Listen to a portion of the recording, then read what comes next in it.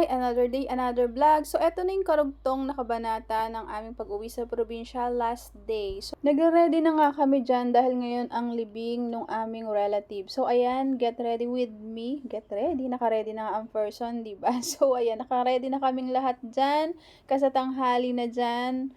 Mag-11 or past 11 na dyan. Mag-check out na rin kami sa tinuluyan naming hotel. So, ayun nga, buti na lang nakapag-video ako diyan. Kung hindi, hindi ko napansin yung aming mga kumot. Ayan, muntik nang iwanan ni pamangkin. Kung hindi, pagdating mamayang nagbibiyahe kami, naghahanapan kami dalawa ng kumot. Wala kaming magagamit. So, ayun na din si mother din na maganda. Ready na rin siya. So, tara na. Sakay na tayo kasi kakain muna tayo dyan before tayo dumiretso doon sa place kung saan nakaburol yung aming relative dyan. So, ayan, palabas na kami dyan ng aming tinuluyan at ihahatid ko muna yung susi. Maganda sa lugar na ito, ayan, malawak yan. Pwede rin siyang event place and pwede rin siyang resort kasi meron din dyan mga swimming pool. Pwede kayo magdaos yan ng event niyo. So, ayan nga, past 11 na dyan, 11:20 na yata. So, ayan yung mga services na ino-offer nila dyan sa resort na yan. Ayan yung mga rates nila. So, eto yung kinuha namin. 2,650, Heaven Double. Ayan, pang-family, ano siya, group. So, meron din sila mga chichirya dyan kung nagugutom po. At yan yung restaurant nila. So, marami din kumakain doon. At kami naman, nagpunta kami sa market. Doon kami kakain kasi meron kaming suki doon at namimiss namin yung luto nila doon. So, ayan yung order nila, Mother Dear. Yan, nag-fish lang and gulay lang siya. Si parang dinuguan. Ako, ayan ang kinuha ni pamangkin. Yan lang daw ang gusto niyang kainin, egg and hotdog. So, dahil ano siya pihikan, ayaw niya ng iba pang luto. So, after namin kumain na yan, bumili si Father din ng mangga, si Mother ng luya. So, yan, dadali namin yan pabalik. At pagkatapos nga dyan, ayan, sinundo na kami ni Habi kasi doon na siya nag-stay sa parking para anytime na ready na kaming makaalis, alis na kami. Before that, susunduin muna namin ang aking pinsan sa isa pang lugar. So, doon ang waiting area. And then, dumiretso na kami sa simbahan. So, ayan, apat nga pala silang sabay-sabay na mimisahan ng pare. So, after dyan, dumiretso na kami sa sementeryo para sa last viewing. And, ayan, ililibing na yung aming relative dyan. So, ayan na yung pinakahuling sandali na makakasama at makikita nila ang aking lolo. So, kapatid yan ng lolo ko. And then, marami rin nakipaglibing kahit na napakainit ng panahon. So, sa time nga na yan, sobrang init talaga ng sikat ng araw dyan. Pero, at yun pa, parang hindi mo maramdaman kasi nga ang lungkot sa pakiramdam na lumisan na ang inyong mga kamag-anak or mahal sa buhay. After namin sa libing, nag-aya ang isa kong tita kasi birthday ng kanyang apo. So, nagpunta kami dyan sa resort kung saan ginanap yung birthday. And then, nakita ko yung pinsan kong matagal ko nang hindi nakikita. Ayan, nakipagdaldalan siya. And then, kwentong-kwentuhan konti habang hinihintay namin dumating yung mga iba pang bisita dyan. So, ayun si pamangkin, sabi ko maligo siya, ayaw niya kasi wala na siyang extra dalang damit. So, ayan yung ganap dyan sa resort.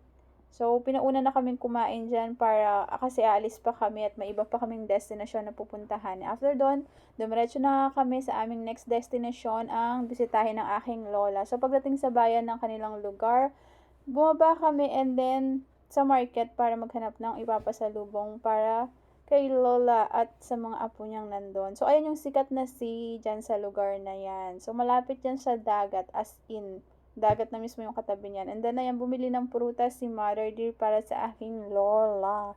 Pasalubong niya yan sa matanda.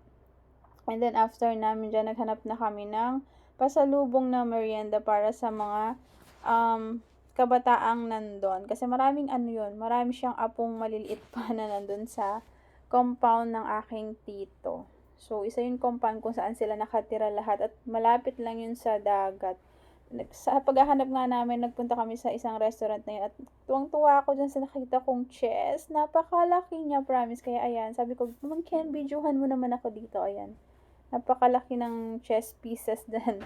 Ganda. So, mga tinapay na lang yung binili namin sa isang bakery kasi mukhang masarap yun. And tinikman namin, masarap naman siya. At ipinaris namin yun sa ice cream. So, yung malaki na yung kinuha namin kasi nga maraming bata doon. And pinakuha ko na si pamangkin ng aming water and then mga chichirya na rin na babaunin namin sa biyahe pabalik or pauwi.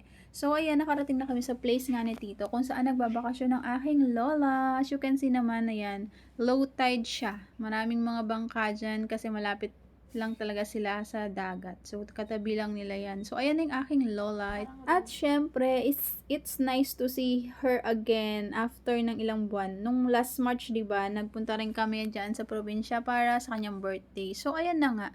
Yung kalagayan dyan sa kanyang lugar, ayan, low tide dyan, kaya ganyan yung water, mababaw lang siya.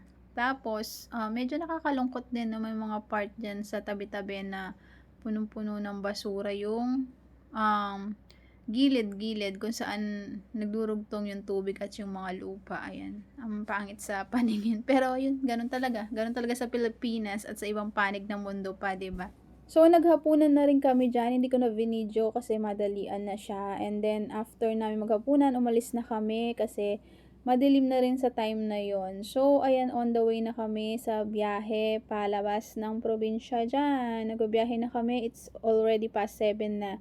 And then, nakarating na kami sa Grand Central ng Lucena. So, doon kami nag-stop over para mag-jingle na rin at magpahinga ng konti. So, ayan, nagpabili si pamangkin ng donut. Gusto daw niya yun. And then, binalikan namin ito. Lagi namin binibili dyan. Ito mga tinapay na pinagong. Masarap to. Napaka-creamy niya. Creamy? Napaka-gatas ng lasa niya. So, bumili kami dyan kasi gusto yan ng aming mga boys. So, ayan, kumain din kami ng noodles dyan kasi nagutom. And then, ang ilang tinapay. And then, nagkape-kape na rin sila dyan. So, dyan kami kumain banda sa kung saan kami naka-parking. Nung madalian lang. Habang nagpapahinga. Tapos after dyan, umalis na rin kami para idiretso or i-continue yung aming biyahe. So, past 2 na nga dyan nang makarating or makapasok kami dyan ng Skyway. So, ayun, sa mga sandaling yan, nasa Skyway, nasa taas na kami ng Skyway dyan. So, napakaganda talaga ng Skyway kahit na gabi. Kahit puno ng ilaw, hindi mo man masyado makita yung kapaligiran mo. And then, nag-stop over kami sa gas station. NLEX na to. Ayan. Nakarating kami dyan para mag-jingle ulit. Ayun naman, di may iwasan sa biyahe ang maihika. So, dyan na rin kami nag-breakfast. Past 3 na dyan nung nag-breakfast kami. At wag ka, buena mano kami ng Chowking. Chowking. Pre-nomote. So, kami pala yung unang buena mano dyan sa store na yan ng past 3 a.m. Kanina lang yan. So, ayan, kain tayo. After namin kumain dyan, dumiretso na ulit ng aming biyahe. Ayan yung oras, 3:50 na dyan. So, ayan, palabas na kami ng NLEX. Welcome to sa aming lugar. So, ayan na kami, nakarating na kami dyan. Salamat kay God at matiwasay at maayos at ligtas kaming nakaalis at nakabalik. So, ayan, nauna na kami bumaba at didiretso na sila mother sa pwesto. So, ayun lang naging ganap namin. Salamat sa panonood. Bye!